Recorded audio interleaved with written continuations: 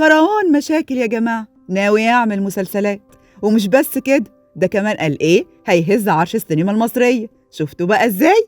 كروان سواق توك توك وبيشارك حالياً في مسلسل بطن الحوت مع الفنان باسم سمرة ومحمد فراج وأمينة خليل وأحمد فهمي.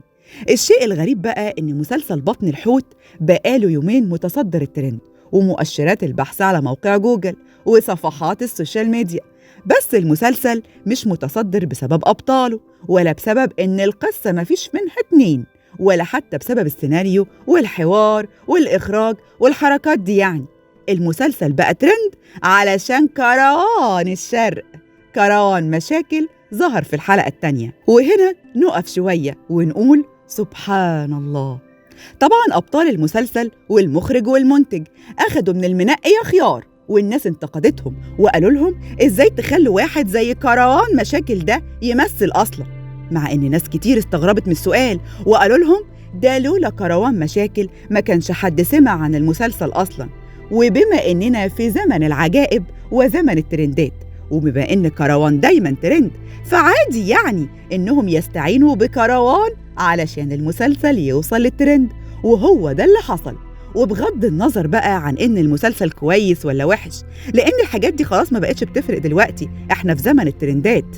كروان مشاكل حالياً بيعتبر نفسه من نجوم المجتمع، لأنه فعلاً نجم على التيك توك، وهو التيك توك برضه مش غريب عن التوك توك ولا إيه؟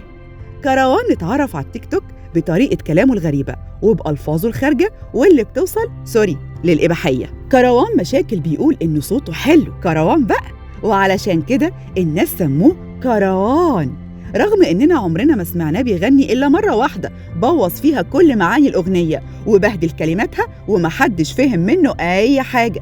الناس بتطالب أبطال المسلسل بالاعتذار للجمهور بسبب مشاركة كروان مشاكل، لكن هيعتذروا إزاي وكروان هو اللي خلاهم ترند أصلاً، كسر عينهم يعني.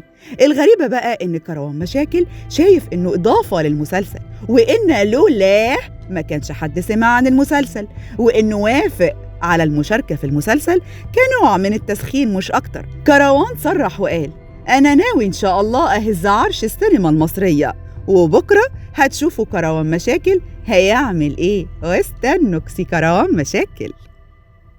ما تنسوش تشتركوا في قناة مصر اليوم على يوتيوب وتفعلوا زر الجرس علشان يوصل لكم كل الأخبار أول بأول.